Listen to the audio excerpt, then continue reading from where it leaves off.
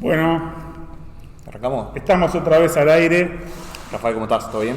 Muy bien, saludando a todos los compañeros. ¿Todo bien? ¿Cómo están? Los invitamos siempre a comentar. Este es el programa número 8 de Tribuna TV. Y bueno, hoy vamos a tocar, pandemia en Uruguay, 1 de mayo, balance y, bueno, lo que está sucediendo en Colombia, ¿no? Que acapara la atención de toda la militancia, pero además de una parte del continente. Sí, tal cual. Bueno, el tema que teníamos mientras esperábamos la conexión, era el compañero Eder Perdomo, el turco. Se llama La Noche de Caín, es un homenaje a León Trotsky, por eso poníamos por allí también una imagen de Trotsky. Bueno, intentaremos esta vez no tener los problemas que tuvimos la vez pasada. Desde el punto de vista técnico, creo que un poco más vamos aprendiendo cada vez. Así que... Ensayo y error. Ensayo y error, como dice la canción. Exactamente. Bueno, después que seguramente para el final también la vamos a poner para que se vayan enganchando, cerremos con el tema seguramente. Un tema musicalmente muy agradable. Sí, muy buena letra y muy bien elaborada la música, la verdad. Los vamos a dejar en los comentarios también, como hicimos la vez pasada. Rafa, pandemia, ¿cuál es la situación? Mira, yo quería, en relación a la pandemia, podríamos poner ahora una imagen de un diputado salteño del Partido Colorado, porque de alguna manera grafica lo que es la actitud de la clase capitalista, de los políticos burgueses, en relación a lo que es el discurso y en relación a lo que es la realidad. En el discurso nos dicen que tenemos que cuidarnos. En la realidad, cuando una trabajadora le planteaba a la patronal, en este caso el diputado Omar Esteves del Partido Colorado, es el patrón, es el capitalista en la industria, en la naranja, en la industria cítrica del norte de Salto. Le plantea que básicamente no me compliques, ¿no? Podríamos leerlo así: si estás preocupada, en cuarentenate vos. Es muy fuerte. Le dice, si querés no te paso a buscar, etcétera, ¿no? Es decir, porque había un encargado que era el que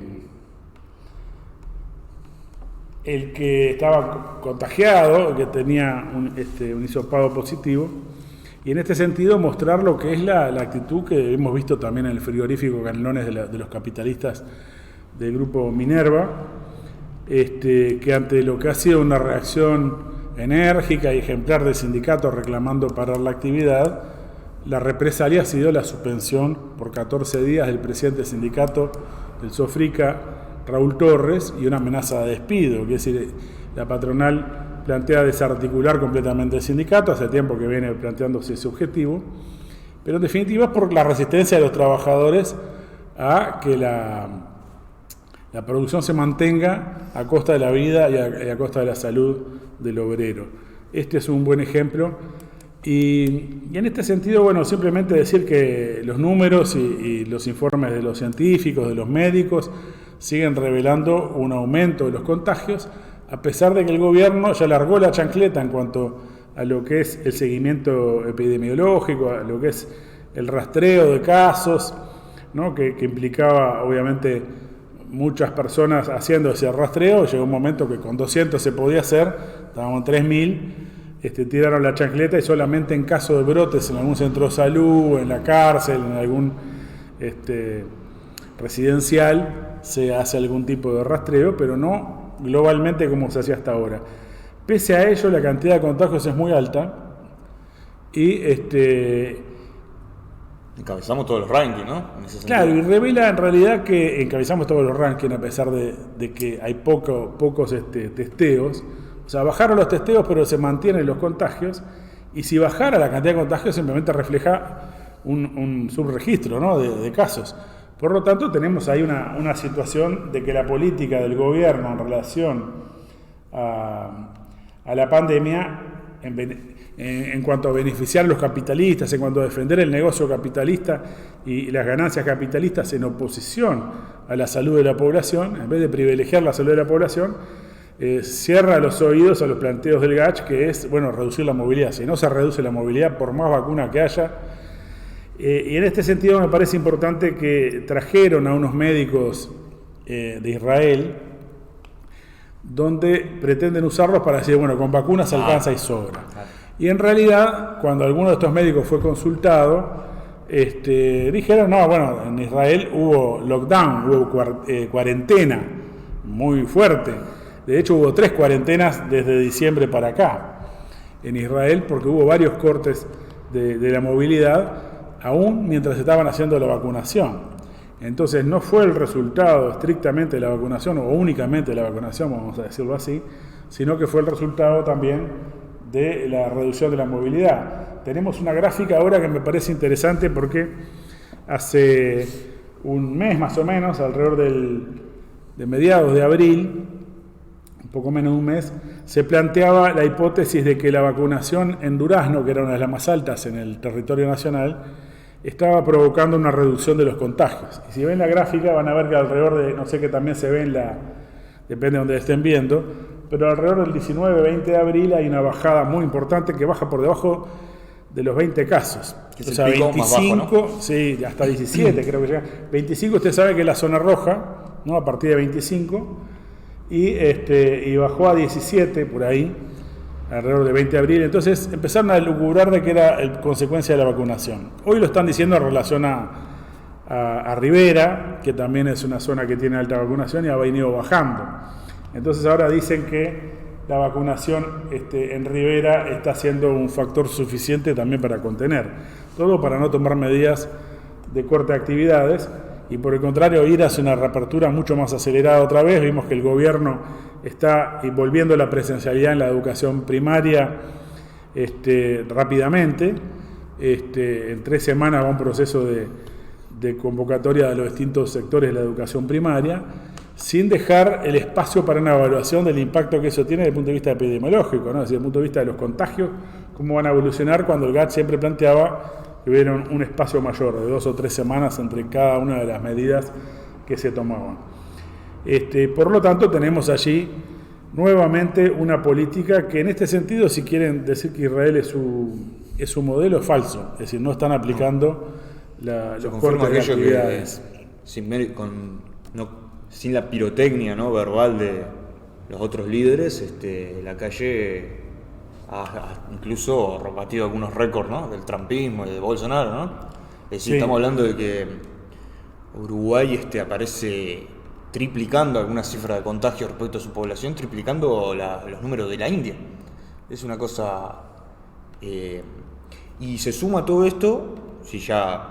Se suma que hay denuncias, ¿no? Por ejemplo, del director del Hospital Pasteur, donde dice que esta semana, a partir de esta semana o la pasada, va a haber una gran confusión con los números porque se cambian la forma de hacer los testeos. Claro, sí, estás comparando peras con manzanas, ¿no? Porque si vos hacías una cantidad de test en relación al rastreo que se hacía, etcétera, y ahora se hace con otro criterio. Por lo tanto, ya la gráfica de evolución que nosotros mostramos, por ejemplo, de Durazno, en realidad es muy relativa a la utilidad que tiene. Lo mostramos simplemente para revelar que después de llegar a menos de 20, a 17, es decir, entrar en zona naranja, Durazno, ayer, el último dato que tenemos, estaba en 70 casos cada 100.000 habitantes como promedio de los últimos 7 días, porque esta gráfica refleja lo que se llama el índice de Harvard, que es el promedio de contagios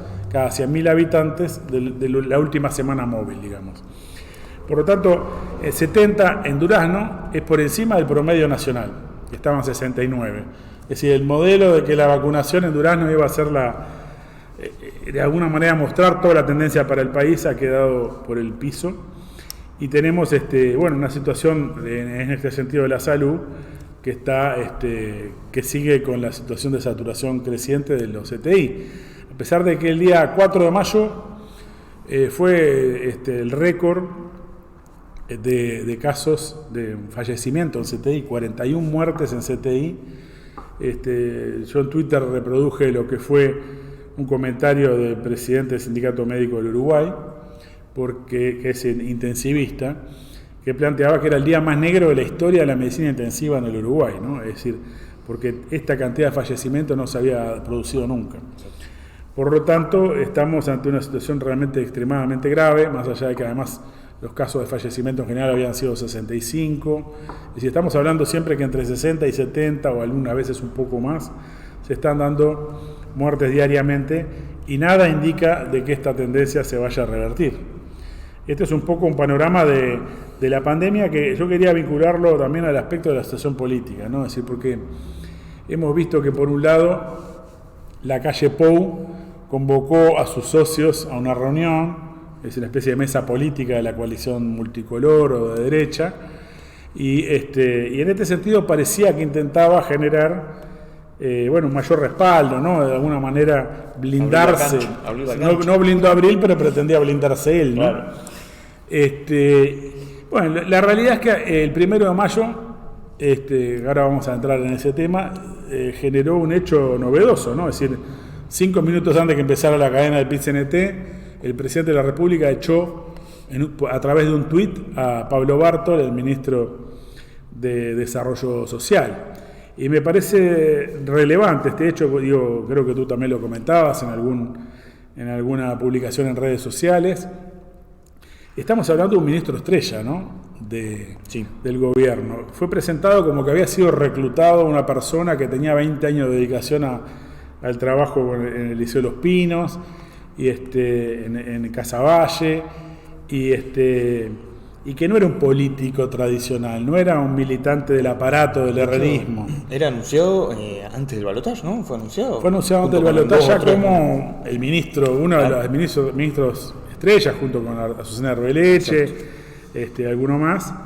Era un anuncio en este sentido, y era de los ministerios que se reservaba el Partido Nacional.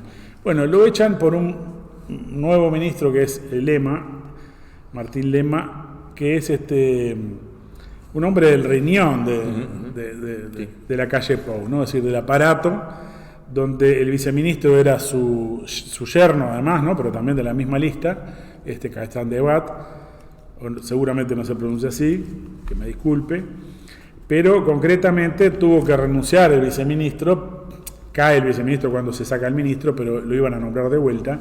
De hecho, habían discutido cómo argumentarlo esto, porque la ley no lo permite, y finalmente, para no quedar tan pegados, se echaron para atrás.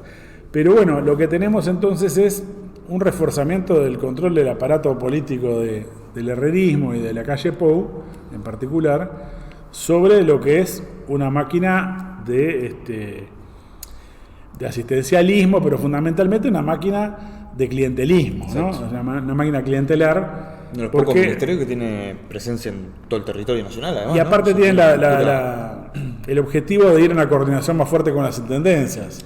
Por lo tanto, van a darle guita a los intendentes para reforzar al aparato. Me parece que es una medida muy clara en este sentido, y habrá que ver cómo impacta en los socios de la coalición y en todo el funcionamiento. Pero uno visualiza una tendencia a una concentración de poder en la calle Pou, y sin embargo creo que es una medida que afecta la imagen del gobierno, como le afectó en su momento la renuncia de Talvi. Yo me gustaría hacer un poquito, esto no lo hablamos antes, pero es la impresión que siempre me da cada vez que hay el gobierno intenta dar algún paso en algún sentido, y es que todo indica que lo guía la improvisación, por decirlo de alguna manera. Es decir, como que todo es hecho de una manera muy desprolija, de un gobierno o de un las marchas y contramarchas, ¿no? Es decir, van para adelante, van para atrás. Exacto, pero además esto de nombrar incluso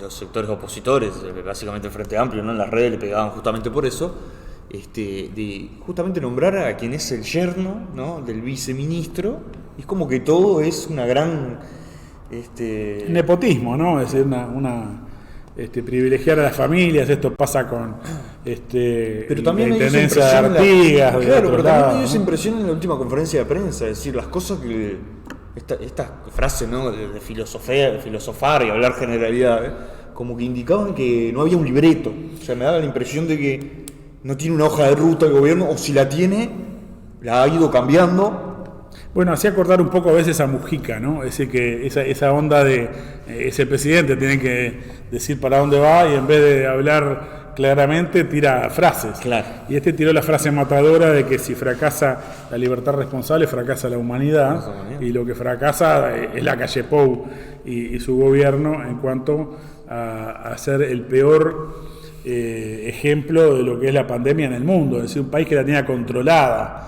Despilfarró, ya dijimos millones de veces, el esfuerzo de la población y condujo a una situación realmente espantosa desde el punto de vista sanitario. La situación del sistema de salud no solo es el fenómeno de que estén llenos los CTI y que esté muriendo mucha gente, es que eso impide que el sistema de salud atienda a otras dolencias de la población y por lo tanto se producen agravamientos de muchas situaciones, es decir, no se hacen estudios preventivos de cáncer de colon, de todo tipo de problemas de salud, y está llevando un riesgo incluso, en otros sentidos, ¿no? Es decir, ahora hay toda una discusión sobre las nuevas cepas, cómo pueden impactar, por ejemplo, las embarazadas, en una cantidad de aspectos, donde ahora se recomienda que sí se vacunen, pero todo tiene que ver con el descontrol que se fue generando de la mano, sobre todo de la frontera, hay que decirlo, ¿no? Si estamos parados al lado del criminal de Bolsonaro, un socio de la calle Pou,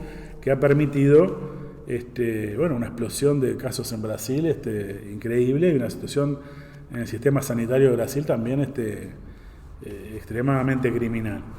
Entonces yo creo que reiterar, sobre todo a los compañeros de la educación, la necesidad de levantar claramente un programa en relación a la cuestión de la presencialidad, porque hemos visto a la dirección de FENAPES ir a una crítica al gobierno como que estaba mal que el gobierno no fuera a la presencialidad, le reclamaban que fuera a la presencialidad y el gobierno les está haciendo caso, porque ojo que en cualquier momento va a empezar los liceos. Entonces no, al revés, tenemos que ir a defender la vida antes que nada, porque primero antes que estudiar hay que vivir, y en este sentido, mientras no haya una evidencia de que hay suficiente vacunación y de que se reduce la movilidad y en ese sentido se reducen los casos, no hay ninguna razón para aplaudir este camino que está eligiendo el gobierno de impulsar la presencialidad. Lo terrible de esto es que el gobierno ha elegido al sindicato, ni que hablar, al activismo docente, pero digo al sindicato y a los profesores como uno de sus blancos preferidos, no solamente respecto a este problema, sino respecto a sanciones, ¿no? Que, lo hemos planteado ya en otra reunión, a veces algunos temas parecen un poco en repetición, pero es realmente sorprendente la presencia. Sí, hay una campaña violenta antisindical, de represión a militantes de FENAPES, de ATES, pero además una campaña de amedrentamiento de los docentes en general, con este discurso de supuesta defensa de la laicidad, y que en realidad pretenden colocar un bozal a los docentes y una especie de inquisición. Hay un planteo de un diputado colorado que plantea generar, Schifani, que plantea generar una especie de tribunal inquisidor sobre qué es lo que puede o no decir un docente, ¿no? Es decir, liquidar lo que es la más mínima expresión de libertad de cátedra o libertad en la educación. Por lo tanto, en realidad es un planteamiento de regimentación antidemocrática de la educación, lo que está planteado, que va de la mano de lo que fue la reforma educativa o antieducativa que está en la LUC, ¿no? La Ley de Urgente Consideración, que eliminó no solo la representación docente, sino los propios consejos desconcentrados de secundaria, de primaria, para sustituirlos por una dirección unipersonal. Y en el caso de secundaria, esta dirección unipersonal es la que está llevando adelante un ataque a fondo contra los sindicatos docentes y no docentes de secundaria. Así que evidentemente nos parece hora de que se ponga las barbas en remojo en el sentido de decir, vamos a privilegiar la lucha por la vida, por la salud y rechazar el reinicio de las clases presenciales hasta tanto no haya condiciones, que no las hay por un buen rato, según dice el propio Gach. Exacto. Y en este sentido, entrando un poco al balance del 1 de mayo, me parece interesante. Rafa, ¿qué hay de cierto de que dentro del CTI está parte de la dirección del PCNT? No, están escondidos en cuarentenados. Claro, por eso preguntaba por lo del 1 de mayo, ¿no? Sí, pero es muy fuerte. Esto lo dijo Álvaro Soto Loasco en el acto internacionalista que se hizo organizado por el Partido Obrero Tendencia de Argentina, dijo una cosa muy interesante, que es que muchos de estos dirigentes sindicales que defienden la presencialidad en el trabajo, él lo decía en relación, por ejemplo, a Valeria Ripoll y la dirección de ADEOM, ¿no? La mayoría de ADEOM, que no hace cuestión a enfrentar la presencialidad laboral en sectores que no son esenciales, por el contrario, le da vía libre a eso. Sin embargo, ataca la presencialidad de las asambleas, la presencialidad de la movilización en la calle, de los actos del 1 de mayo, y plantea la virtualidad hasta de asambleas completamente truchas, ¿no? Y bueno, y postergar las elecciones sindicales, es decir, que no se pueden hacer elecciones sindicales, no se pueden hacer asambleas, pero se puede trabajar. No se puede hacer el acto del 1 de mayo, que son al aire libre, pero sí se puede ir a trabajar o ir o defender la presencialidad educativa en condiciones que son realmente un riesgo muy grande para los docentes y para los chicos y para las familias, ¿no? Es decir, para lo que es el fenómeno de la circulación viral. Además, en el marco de, si uno dijera, bueno, hay un, ¿cómo se diría? Un alto al fuego, digamos, del gobierno. Claro. Un alto al fuego, bueno. Se suspende la lucha de clase hasta que estén todos vacunados, pero hay un ataque sistemático del gobierno y no hay asambleas, no hay movilizaciones, no hay elecciones, no hay. Mientras hay recorte, hasta que decir, yo lo digo en broma, obviamente, en chanza lo del CTI, pero realmente se ha llegado a decir la virtualidad se ha utilizado para un repliegue aún mayor, ¿no? Sí, es una presión sobre la clase obrera que hace el gobierno, también con lo que fue la legislación en cuanto al artículo 38 de la Constitución, el derecho de reunión. Por ejemplo, en ADEOM, la burocracia sindical de Valeria Ripoll le pregunta al Ministerio de Salud Pública si se puede hacer una asamblea, el Ministerio le recomienda que no le dice que está prohibida, por supuesto lo usó la burocracia para no hacer la asamblea. Entonces sí hay una utilización de todo esto por parte de la dirección del PCNT para no ir a una movilización, es decir, este año entonces el 1 de mayo se escondieron y creo que en este sentido hay que reivindicar a los sectores que salieron a la calle. ¿No? Es decir, a la columna Cerroteja, con los límites que hayan tenido las movilizaciones en cuanto a número u otros aspectos. La columna Cerroteja, que fue una columna bastante interesante, creo que mejor que otros años, incluso que no había pandemia.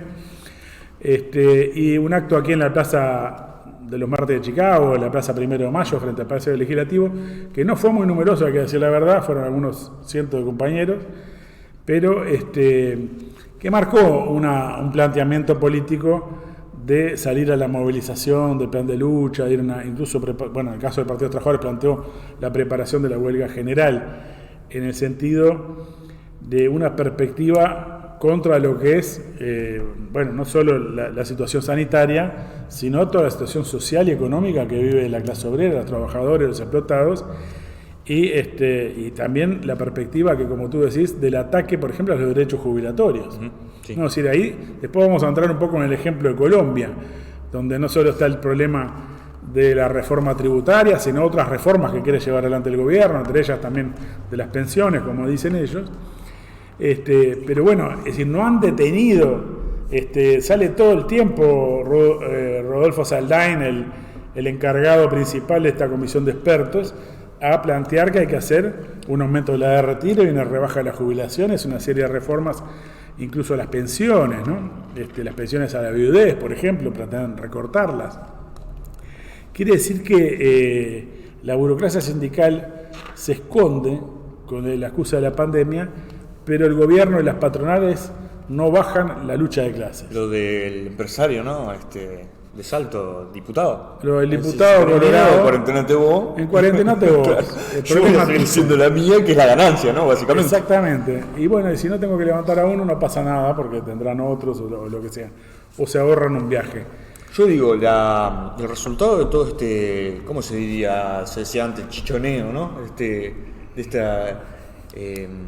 La colaboración. Pero uno escucha, por ejemplo, a Fernando Pereira y es algo más que colaboración. Si uno lo escucha o lo lee, y el tono es un extremo, una extrema servidumbre ya, porque es todo, incluso cuando polemiza, en términos de servidumbre, ¿viste? Yo creo que hay un tema que es, en varios de los aspectos que lleva adelante el gobierno, o que pretende llevar el gobierno, hay un hilo conductor entre el viejo gobierno y el actual, ¿no? Es decir, la reforma de la seguridad social claramente es un ejemplo donde, si bien puede haber matices, hay un hilo conductor entre los planteamientos del Frente Amplio y los planteamientos de la calle Pou y de su coalición, es decir, por ejemplo, en cuanto al aumento de la edad de retiro.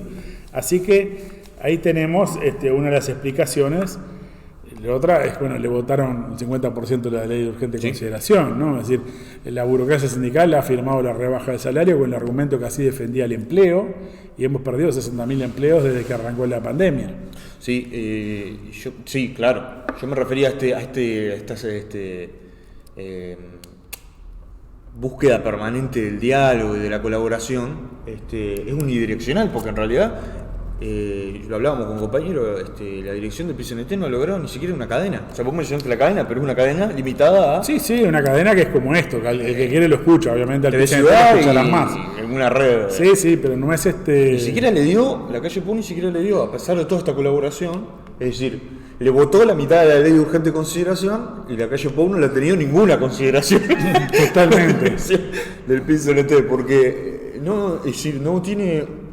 Es obvio que ninguna de estas del movimiento obrero oficial, que ya lo hablábamos la vez pasada, antes del 1 de mayo, en el programa pasado, en todo el mundo cumple esta función, ¿no? Se está cumpliendo esta función de chaleco, de contención. De contención que revela que el nivel de integración al Estado capitalista es muy fuerte, porque ya ni siquiera es con un gobierno de colaboración de clases como era el Frente Amplio, es un gobierno que va al ataque, que va a la guerra. Es decir, el Frente Amplio también lleva adelante ataques, pero haciendo concesiones. No, y que todos los roces que pueda haber con el gobierno se limitan a expresiones parlamentarias. O, por ejemplo, Gerardo Núñez, uno de los diputados... Y a veces ni tanto, con suerte un tuit. Pero, por ejemplo, se le da mucho bombo en las redes sociales, autobombo, ¿no? Bueno, me retiré de sala, presenté un proyecto, no voté no sé qué cosa. Es decir, que todo está a un nivel de... Digo, esto es un problema de la izquierda más general, digo, pero en este periodo de pandemia, de limitaciones, de autocuarentena, etcétera, se ha expresado de una manera... quintuplicada al cuadrado, ¿no? Exacto. Yo creo que una de las cosas que quedó planteada del 1 de mayo es la necesidad de darle continuidad a una campaña del movimiento obrero para generar un bloque clasista, un bloque de sindicatos, de agrupaciones, de militantes que combata esta línea de parálisis y de sometimiento del gobierno, porque, incluso por más lucha de tendencia que existe en el movimiento obrero, nosotros no negamos que existen algunas tendencias que plantean sus críticas. Por ejemplo, en la cuestión del sindicato policial se expresaron lo que se llama el grupo, lo que se conoce como el grupo Los Ocho, la coordinación de sindicatos, además de otros compañeros. Por supuesto, ADEOM, que después revirtió el voto de Álvaro Soto y lo terminaron cambiando. El plebiscito contra la LUC. El plebiscito contra la LUC también hubo diferencias en el seno del PCNT, no solo el llamado Grupo de los Ocho o Coordinación de Sindicatos, sino otros más que fueron votando en algunas oportunidades para ir contra toda la LUC. Pero concretamente el 1 de mayo mostró una adaptación a una resolución del aparato del PCNT, ¿no? Es decir, van los sindicatos y proponen vamos a hacer tal cosa, como se resuelve que no, acatan. Y nadie te impide a un sindicato clasista, si no se aprueba hacer un acto, hacerlo igual, ¿no? O si no se aprueba hacer un caceroleo, hacerlo igual, porque vos no estás quebrando la unidad del movimiento obrero por salir a la calle y por movilizarte, la quebrás al guardarte en tu casa, ¿no? O en tu local sindical, o simplemente limitarte a las mesas. Entonces acá, cuando hablamos de un bloque de sindicatos, un bloque de militantes, un bloque de agrupaciones, lo planteamos en términos de un bloque de lucha, un bloque de movilización. Es decir, la lucha de tendencias en Uruguay, cuando se ha producido muchas oportunidades, no se limita a la discusión en el seno de los cuerpos directivos de los sindicatos o de la burocracia sindical. Se trata de que un sindicato impulsa la movilización, la impulsa por supuesto en los ámbitos de discusión, pero la impulsa sobre todo en la calle, en buscar coordinar en la movilización con otros sindicatos y con otros grupos de trabajadores, organizaciones sociales, etc. En este sentido, la intersocial, que existe como una especie de frente social, al decir de Fugman, no cumple esta finalidad. Claro. Es decir, tal vez la dirección de Fugman aspire a que lo cumpla, pero al haberse bajado del referéndum total, por ejemplo, y fueron de alguna manera adaptándose también a lo que es toda la política de la dirección sindical y del Frente Amplio, de no hacerle olas al gobierno, y que ojo, porque ahora cuando entremos a hablar de Colombia, vamos a ver que la oposición centroizquierdista, la oposición que posa de izquierda, también juega allí un rol de buscar apaciguar la movilización, de buscar, como lo ha pasado en otras grandes puebladas o rebeliones populares en otros lugares. Es decir, ojo, porque había compañeros que esperaban, yo me acuerdo por ejemplo del documento que llamaba, una carta abierta que llamaba a votar a Daniel Martínez en la segunda vuelta, decía que el Frente Amplio iba a canalizar las transformaciones o eventualmente la oposición a un gobierno de derecha, fascistizante, etc.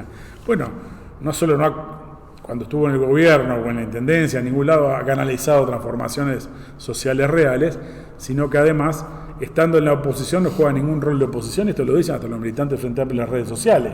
No es una cuestión polémica prácticamente, no hay discusión de que no hay voluntad de movilizar a nadie. Este es un sector de militantes que ya están hartos de que le nombren lo de la oposición responsable y demás, porque hay gente que está pasando hambre directamente. O sea, ya no es un problema de de debate entre militantes que suscriben tal o cual sí, no es una locura que de una cabeza recalentada un trosco del PT. Esto es una cuestión que es evidente y bueno, y por eso hay un enorme vacío, ¿no? Hay antecedentes de 1 de mayo en el que sindicatos previos, ¿no? E incluso cuando la burocracia desartaba y se iba porque había lluvia, hacía frío, porque cualquier cosa. Aparicio Guzmán del Sindicato de Artes Gráficas en un acto en Libertador y Colonia, yo digo agraciada porque soy viejo, pero se terminó subiendo al estrado, hasta después lo querían calumniar diciendo que había pretendido usurpar el acto, cuando hasta lo habían, de alguna manera lo habían avalado cuando se subió. Pero quiero decir, en momentos que la burocracia se borró, hubo sindicatos que plantearon la necesidad de hacerlo de todas maneras.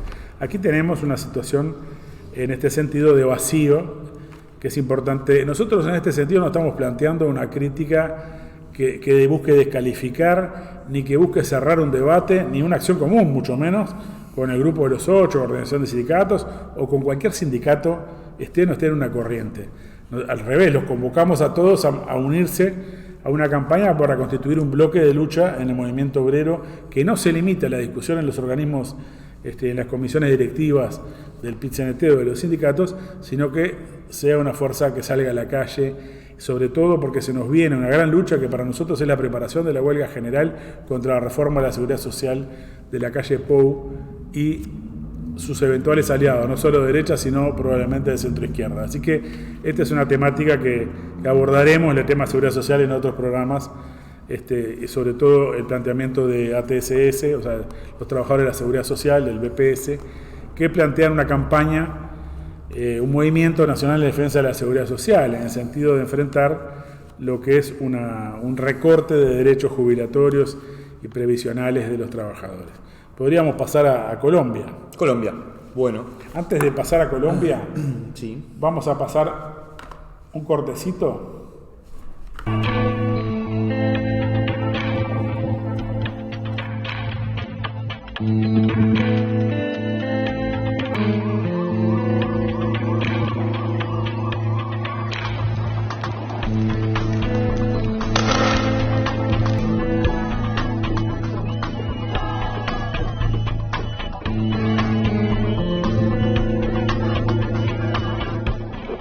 Si nos vamos al mal de todo esto, es el uribismo, es arrancar el mal de raíz. Entonces pido primero eso, la renuncia de los uribistas, una reforma en el Congreso. La presión en las calles no cede ante la vigilancia de la comunidad internacional, que sigue denunciando ataques de policías contra civiles. Nos vamos ahora de inmediato a Colombia, a Bogotá, para profundizar sobre esta crisis del gobierno colombiano con nuestro corresponsal Johan Ramírez. Johan, ¿cuál es la situación este miércoles allí en Colombia? Bueno, específicamente en Bogotá, con el segundo paro nacional.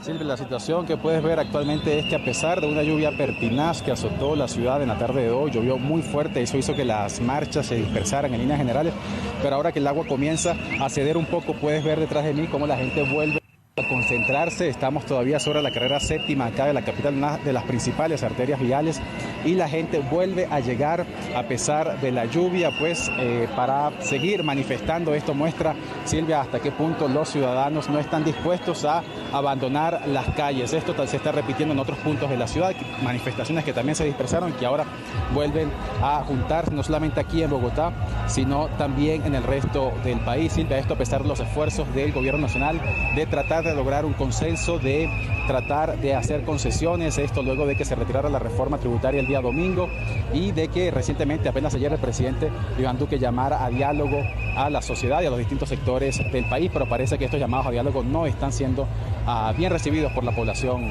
Silvia. Exactamente, el gobierno, esa era mi segunda pregunta, el gobierno habla de una agenda sobre lo fundamental, son 6 puntos claves que van a buscar vías para poner fin a la movilización popular. ¿Puedes ampliarnos un poco más de qué se trata todo esto y si esto, bueno, va a aplacar finalmente los ánimos? Sí, Silvia, el gobierno ha llamado a un diálogo a todos los sectores básicamente del país, un diálogo que comenzaría el 10 de mayo y que se extendería todavía por unos 10 días más, es decir, hasta el 20 de mayo aproximadamente, esto para tratar de llegar a acuerdos que le den estabilidad al país. Sin embargo, Silvia, pareciera que estos llamados no son suficientes porque actualmente la discusión ya trasciende desde hace ya varios días la reforma tributaria, ahora se habla de una reforma a la salud, se habla incluso de una reforma policial, del desmantelamiento de algunos cuerpos de seguridad del Estado que han sido protagonistas de la represión de los últimos días, de modo que esto va mucho más allá de un descontento puntual, de una coyuntura, habla del descontento general de la población con la gestión del presidente Iván Duque. Aquí, cuando uno está en la calle, escuchas a los manifestantes, se gritan consignas y se pide la renuncia, no solamente del ministro de la Defensa, Diego Molano, sino incluso del propio presidente de la República, Iván Duque, Silvia.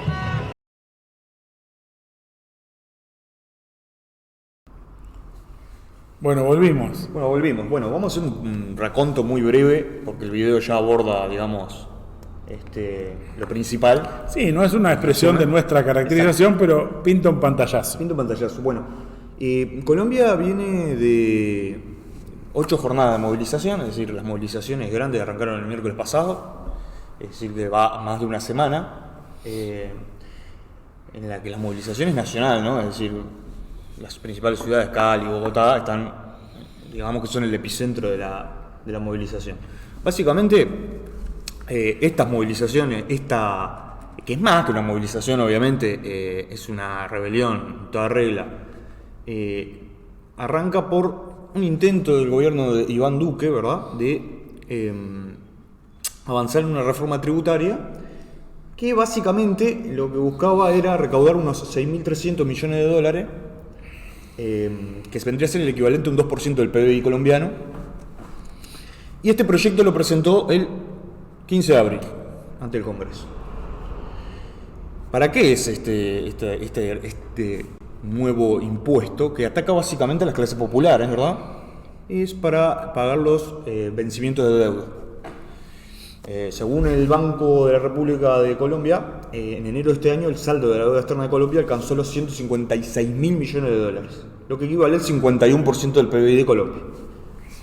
Así que, bueno, transcurrido varios días de movilización, Iván Duque retira este proyecto, lo que es presentado como, bueno, la primera victoria de la movilización, digamos. Hay que decir que este paro es convocado por un sector llamado Comité por el Paro Nacional, que tiene muchas características es decir, que se basa en la historia de Colombia, digamos, es decir, una coordinación de los diferentes sectores, diferentes capas sociales, campesinos, indígenas, estudiantes, trabajadores, pero que tiene una configuración en la que están muy balanceados. Es decir, esto era una de las cosas que decían los comentaristas, los periodistas, que a diferencia de otro momento en el que siempre algún sector era el que hegemonizaba, en este momento hay como un balance muy parejo entre los diferentes sectores. Un equilibrio, exactamente. Y bueno, este paro se hizo una convocatoria, este comité convocó a una jornada de paro, y se fueron extendiendo en el tiempo, ¿no? Hay incluso informes de autoorganización espontánea con todo lo que implica, porque nada es puramente espontáneo, pero de nuevos sectores que van saliendo a la lucha y que, vamos a decir que van... además de esto, este comité logra, además de esta movilización, esta rebelión, logra otro objetivo que es, básicamente tiene una plataforma de 100 puntos este comité, es muy extenso todo lo que reclama, pero los 3 ejes básicamente son, el retiro de la reforma y una economía más, la formulación es una economía más democrática, más igualitaria. Y otro de los puntos importantes es una reforma que surge a partir de la movilización de ahora, es una reforma de 2019 en realidad, pero que es una reforma de la policía, ¿verdad? ¿Por qué? Porque el rol que cumple la fuerza represiva en Colombia es verdaderamente terrorista, digamos, por llamarlo de alguna manera. En especial los escuadrones estos especiales que salen, ¿verdad?, a reprimir las movilizaciones. El ESMAD es uno de ellos, muy, muy odiado por la población. Son fuerzas represivas entrenadas para la contrainsurgencia, ¿verdad? Es decir, ahí los periodistas, los manifestantes denuncian que básicamente un policía ve a un manifestante como un terrorista, ¿no? Es decir, esa es la formación que se les da. Especialmente las fuerzas represivas en Colombia son muy, muy resistidas, muy odiadas, mucho más que en cualquier otro país de Latinoamérica. En este caso se imponen un par de paralelismos con la situación de Chile, ¿verdad? Porque lo de Colombia no es de ahora, viene al menos del 2019, con diferentes movilizaciones, y la realidad es que las propias acciones del gobierno y la propia crisis ha generado un salto político en la protesta. Uno puede ver, por ejemplo, en diferentes videos que surgen en las redes, las canciones, ¿no?, que canta la gente, donde ya empieza a cobrar fuerza el fuera Duque. Duque chau, Duque chau, Duque chau. O sea que el fuera Duque no es una consigna nuestra, en este caso, sí, sino que se impone. Y lo otro es... Bueno, lo decía el periodista, ¿no?, en el video que pusimos, ¿no?, que era no solo en cuanto a echar al ministro de Defensa, sino también a Duque. Exacto. Colombia era como el último reducto, digamos, de una de las conclusiones a las que queremos llegar. El último reducto de la derecha, en el que aparecía, en el que siempre un derechista recambiaba con otro derechista, con un derechista más al centro, etcétera, etcétera. Y ahora parece, de hecho, no solamente Duque tiene que retirar este proyecto de reforma, que no quiere decir que esté cerrado, porque lo va a tratar de introducir por otra manera, seguramente, pero además cayó el ministro de Hacienda, ¿verdad? Es decir, ahora no tengo el nombre por acá, Carrasquilla, el ministro de Hacienda, que es el impulsor de la reforma. Ese es el segundo, digamos, punto que se anota la movilización. Y un tercer punto es que Duque tuvo debió ir a una... Por ejemplo, cuando alguien denuncia a un policía en Colombia, ese policía es juzgado por una justicia militar. Ahora sigue siendo juzgado por la policía militar, pero tuvo que crear, porque la policía en Colombia está bajo la jefatura del Ministerio de Defensa, algo que no pasa en ningún país de Latinoamérica. No está bajo el ministerio, por esto que hablamos, ¿no? La lucha contra la guerrilla marxista, ¿no? Lo de ver a cualquier manifestante o cualquier reclamo como a un terrorista detrás, o vándalo, como dice Uribe, ¿no? Y Duque lo que debió hacer es crear una justicia bajo la órbita de un organismo que no fuera el Ministerio de Defensa. Eso también es visto como un recul, es decir, que ha ido pegando diferentes reculos. Concesiones a la movilización. Concesiones a la movilización. Para intentar contenerla, ¿no? Exactamente. Se imponen una serie de paralelismos con Chile, ¿verdad? Es decir, uno puede ver, una muy clara es que puede ver una primera línea en las manifestaciones de Colombia. Y otra es la primera línea son jóvenes que van al frente a pesar de la represión, ¿no? Porque también, parecido a Chile, es que hay concesiones por un lado, porque en Chile, por ejemplo, echaban para atrás lo que era el aumento del boleto, que era el detonante de la rebelión, pero a la vez una represión sangrienta, ¿no? Y aquí tenemos lo mismo, es una combinación de medidas, de echar para atrás algunas de las medidas, pero a la vez de una represión que mató a muchos militantes en las calles, y a pesar de eso hay una vanguardia juvenil que se mantiene en las calles. Sí. De hecho, hay denuncias de, por ejemplo, hasta ayer había 17 casos de manifestantes heridos en los ojos, por ejemplo. Algo que se vio de manera... Chile. Exactamente, es una copia. Bueno, yo no me quiero centrar en el problema de la represión, porque obviamente que es correcto denunciar siempre la represión. Pero no es lo novedoso. No es lo novedoso. En Colombia, menos que en ningún lado, ¿no? Lo novedoso es una movilización que en principio venía del 2019, con una organización que coordina, ya lo dijimos, estudiantes, campesinos, trabajadores, por fuera de los organismos, es decir, por fuera de los sindicatos y las organizaciones campesinas tradicionales y estudiantiles, que venía alicaído por diferentes razones, es decir, porque eran luchas muy parciales, aparecían los estudiantes por un lado, los trabajadores por otro, y los campesinos, y que por la propia pandemia además aparecía, bueno, como pasa en todo el mundo, y que una medida del gobierno que pretendiera una ofensiva hace pegar un salto político, digamos, y ir mucho más allá de sí mismos o de sus movimientos anteriores.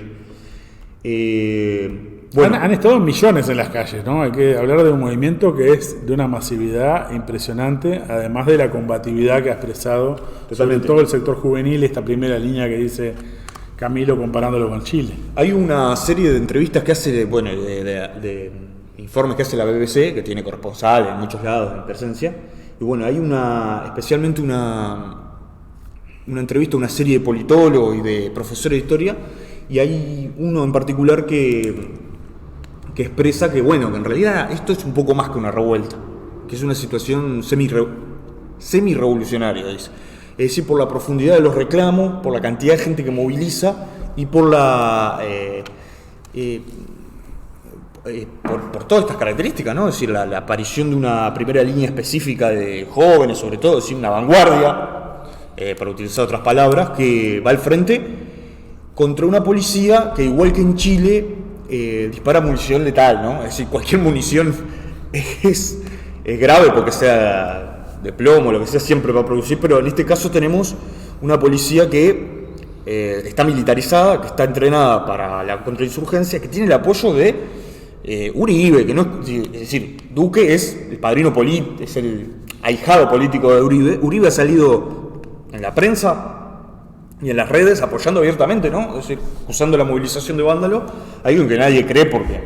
Sí, defendiendo el derecho de la policía y del ejército a disparar para defenderse, entre comillas, y por lo tanto, bueno, es la defensa del aparato más criminal, que es el de esta ESMAD y todos los grupos paramilitares que tienen, además, ¿no? Es decir, es evidente que estamos ante un régimen político donde la discusión del desmantelamiento de los grupos militares o para la policía militar, etcétera, es una discusión sobre el conjunto del régimen político, ¿no? Es decir, lo mismo que veíamos en Chile con los carabineros. Totalmente. No es una cuestión, bueno, un retoque simplemente. Está planteándose de alguna manera, el gobierno y gran parte de la izquierda quiere llevar una discusión que no toque los fundamentos del régimen político, pero evidentemente estamos ante un proceso mucho más profundo en este sentido. Que siempre uno escucha o lee las explicaciones de por qué se da esto, y siempre aparece, bueno, que hay un problema de representatividad, hay un problema, ¿no? No es un problema del sistema que no puede dar más de sí, porque Colombia era presentado, igual que Chile, era presentado como el ejemplo de estabilidad, a pesar de que, sí, estabilidad, está bien, tenía a la FARC 50 años, pero, es decir, las elecciones se cumplían, o sea, había elecciones cada 4 años. Era uno de los aliados más firmes de los yanquis, ¿no? Ha sido... 80 años sin ningún tipo de problema en el tema de la deuda, era el único país en América Latina que no tuvo que ir a una refinanciación de deuda, es decir, que había una estabilidad. Todo eso hoy en día está en cuestión el tema del pago, ¿no? Y el financiamiento del aparato militar por parte del imperialismo, ¿no? Totalmente. Acordémonos de lo que se llamaba Plan Colombia, que era una intención de establecer un plan de intervención militar en el norte de América Latina, ¿no? Es decir, por algo se llamaba Plan Colombia, porque era realmente una cabecera de playa, ¿no? Para una intervención militar incluso. Totalmente. A mí me gustaría hacer dos menciones más antes de cerrar, por lo menos esta parte. Una es que aparecen los militares haciendo declaraciones muy fuertes. Esto no es algo, es decir, es un fenómeno que estamos viendo en todos lados. En Brasil, durante el periodo de Dilma, pero especialmente ahora que gobierna Bolsonaro, cumplen un rol, pero antes de cumplir ese rol aparecían haciendo declaraciones. También aparecen en Francia, aparecen, bueno, ni que hablar en países como Asia, Myanmar, etcétera, siempre aparecen, y acá los tenemos presentes también en Colombia haciendo declaraciones. Esto es un fenómeno que tiene que ser advertido, porque aparecen en todos lados como actores que definen, digamos, o que intentan ser un factor político más. Esto es una novedad, digamos. Sí, a ver, es una novedad, en la historia no es una novedad. En América Latina el peso de los militares, la intervención del aparato militar no es novedad. Bueno, de hecho, exacto, el golpe de Estado contra el Hugo, contra la propia Dilma, Rousseff y otros, es claro que hubo una intervención militar. Yo creo que habría que ver si no hay una situación donde le empiezan a soltar la mano a Duque, ¿no? Exacto. Como ya se la soltaron también a Piñera, de alguna manera. Hay un ¿no? principio y ¿qué es lo que pasó en Chile también con Piñera, verdad? El salto político de la movilización parte en diferentes pedazos de los partidos que están en el gobierno, al punto que hoy en día en Chile, por ejemplo, le han soltado la mano totalmente, y en Colombia el partido de Duque ya aparece con ciertas fisuras. Hay indicios de estas divisiones, que son las divisiones que produce la propia crisis, ¿no? Es decir, exactamente. Y lo otro que me parece importante es que se termina que acá la izquierda, digamos, la izquierda integrada al Estado presentó durante las elecciones, sobre todo, que es que el avance de la derecha, ¿no? Se ha derretido como nieve en verano. Es decir, claro, está comprobado. Ya estaba, me parece, bastante saldado ese debate con lo de Chile. Con Colombia definitivamente echa por tierra esa teoría, y además echa por tierra la teoría de la izquierda recientemente integrada al Estado, o adaptada al parlamentarismo más cotidianamente, que bueno, que había un planchazo en América Latina. Que la burguesía tenía la iniciativa política, que tenía, es decir, un largo periodo negro, porque si la burguesía tiene la iniciativa estratégica y la clase obrera está planchada, lo que revela también, me parece, es que hay una situación de un nivel de turbulencia y de inestabilidad política, aún donde parece que hay estabilidad, ¿no? Porque decir, bueno, cuando no pasa nada, parece que no pasa nada y de repente estalla un proceso de alcance revolucionario. Bueno, estamos ante no una iniciativa estratégica de la clase capitalista, sino al revés, ante un periodo convulsivo de la historia. Y por lo tanto, en una elección la puede ganar Piñera o la puede ganar la derecha en Ecuador, ¿no? El representante de los banqueros, pero eso no hace a una estabilidad del régimen político para las tareas que debe llevar adelante esta derecha, ¿no? Es decir, para llevar adelante una reforma tributaria, para llevar adelante una reforma de la seguridad social, para llevar adelante un ataque en regla al movimiento obrero, es decir, no alcanzan incluso las leyes, ¿no? Es decir, tienen que llevar adelante una derrota mucho más estratégica de la clase obrera, porque si en algún lugar había algo parecido a la LUC, que decir 10 veces la LUC, era en Colombia, claro, en cuanto pero que además al apoyo al aparato militar y represivo, ¿no? Que en las esquematizaciones de esta misma izquierda, que dividía a la América Latina en los nacionalistas, ellos decían las fuerzas progresistas, y las fuerzas de la reacción, pro-yanqui, etcétera, etcétera, Colombia siempre estaba, y está, quiero decir, no es que, pero el atraso de los colombianos era, bueno, cada uno tiene, ¿no? El gobierno que se merece. Cada pueblo tiene el gobierno que se merece. Esto comprueba que no es así, pero en Perú pasa lo mismo, ¿no? Tengo este candidato de centroizquierda. De centroizquierda, también ahí tenemos declaraciones de los militares advirtiendo, ¿no? Es decir, advirtiendo que puede haber un golpe. Pero esto me parece no perder de vista esto que marcás vos, decir que estamos en un escenario convulsivo, donde tenemos a un Biden planteando la liberación de Claro, yo creo, bueno, es decir, si vemos que en el propio centro del imperialismo, que es Estados Unidos, hay virajes, hay vaivenes, hay situaciones que escapan incluso al control del aparato político, ¿no? Es decir, las masas se largan a la calle por el tema de la muerte de un afroamericano, un negro, y eso desencadena todo un proceso de crisis política y de movilización. Es decir, eso pasa en Estados Unidos, ¿cómo no va a pasar en Uruguay? ¿Cómo no va a pasar en América Latina? No carecen por completo de viabilidad estas ofensivas que están planteando, en el sentido de que si en Uruguay triunfara una reforma de seguridad social, triunfaran medidas como las que impulsa la calle Pou, similares a las que han impulsado estos otros gobiernos, no le ofrece ninguna salida a la población, al pueblo trabajador. Es decir, vamos a una decadencia progresiva en el caso de que triunfara eso y no una reactivación. Por lo tanto, creo que es importante que la izquierda revolucionaria, los militantes de izquierda, discutan las perspectivas estratégicas de estas cuestiones.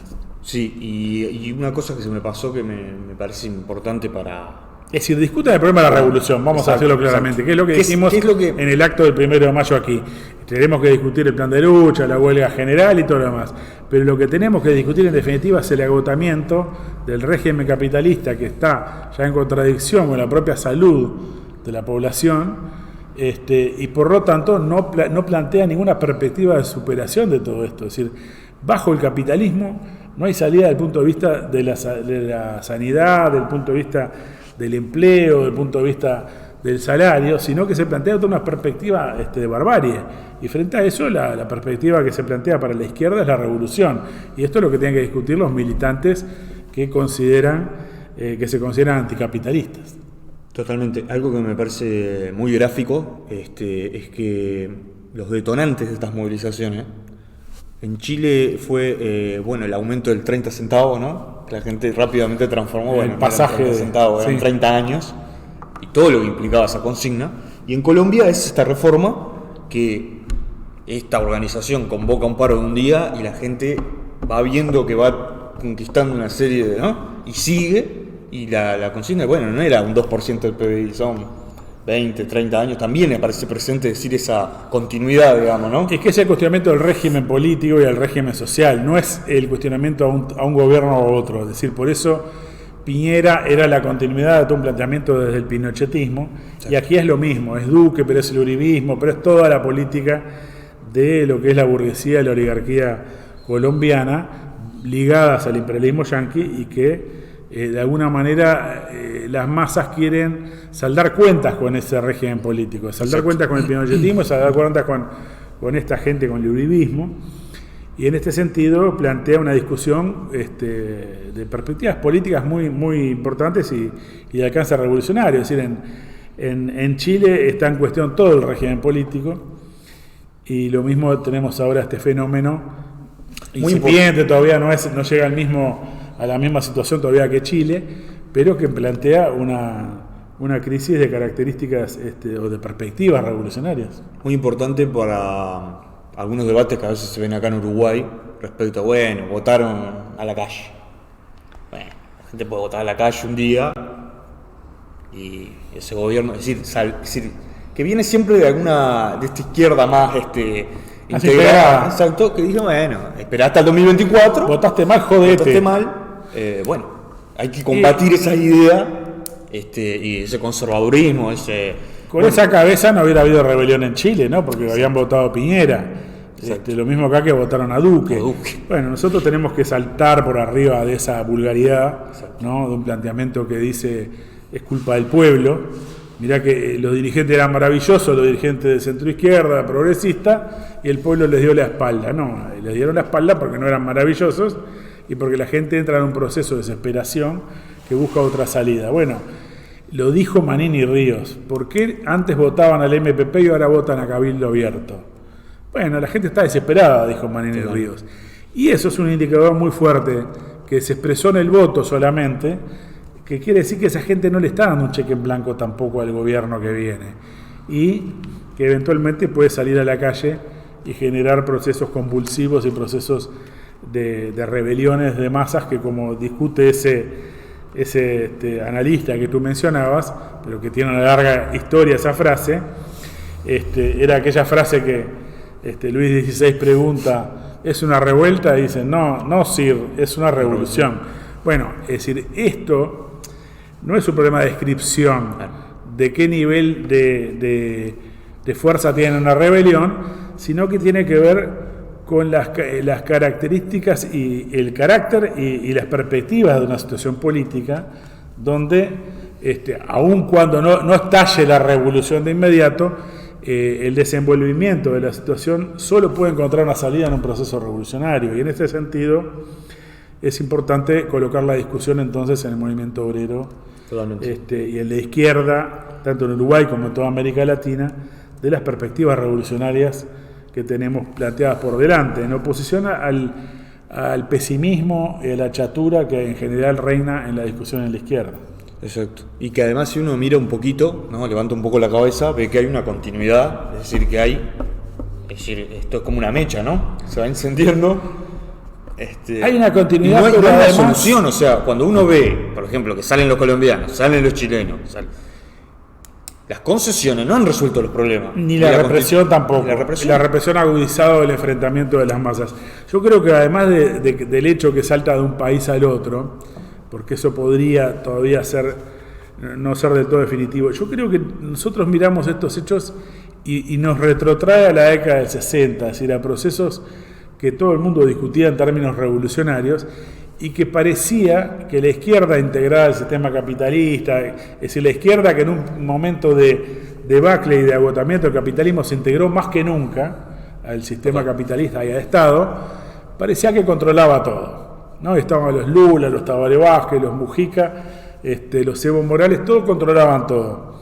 Bueno, lo que está reflejando en la realidad es que estamos en un periodo mucho más convulsivo y que esos progresismos, del mismo modo que un triunfo de derecha en Ecuador, son episodios de una crisis del régimen político y del régimen social mayúscula e histórica, y que requiere una salida en términos revolucionarios.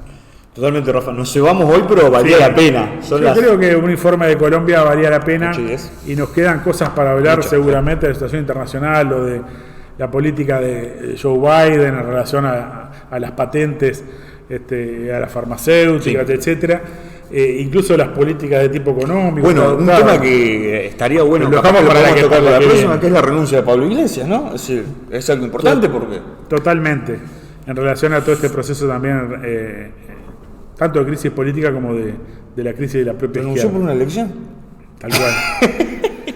Yo creo que dejamos por acá, porque se nos ha ido un poco largo. Vamos a continuar la semana que viene seguramente con estos temas internacionales, y empezaremos también a plantearnos la cuestión de... Yo quiero poner ahora al final de vuelta la canción de Ever Perdomo, ¿no? Pero decir, que mandamos un saludo. Que mandamos un saludo. La otra vez no sé si nos vio, espero que nos esté viendo. La pusimos al principio, la vamos a poner al final nuevamente. Pedirles a todos que difundan estos programas, que los compartan, y colocar esta discusión en toda la izquierda, en todo el movimiento obrero, es una tarea muy importante para todos. Así que bueno, vamos a... Que nos digan qué les pareció, además, ¿no? O sea, esto es un punto controversial, ¿no? La visión que damos nosotros respecto a la...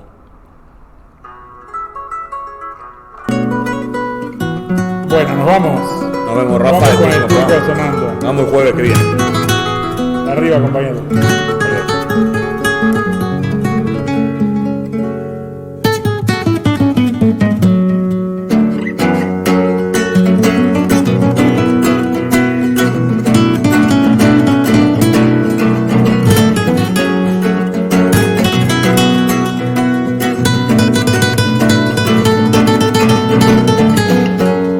Como derrumbaron la montaña Iniesta, que zarpa su artero a su temple de león. La mano siniestra que apagó la estrella aplazó la flama de la revolución. En remoto confín, en destierro sin fin, tras amaneceres en la noche de Caín,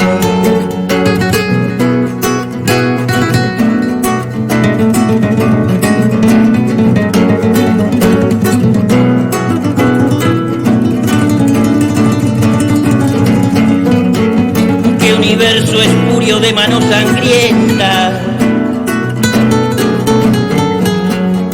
usurpó la gesta de una generación. Toda la cicuta que bebió el planeta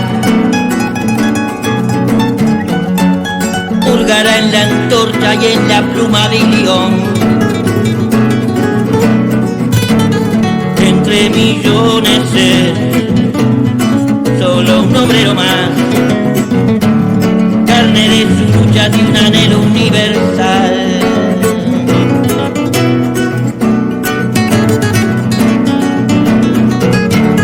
De entre millones es solo un obrero más, carne de su lucha es un programa universal. Sola está la historia, paria en Coyoacán. Su misión trasciende tanta soledad. Mano trajinada, viento pertinaz, ha sido al acero de la verdad.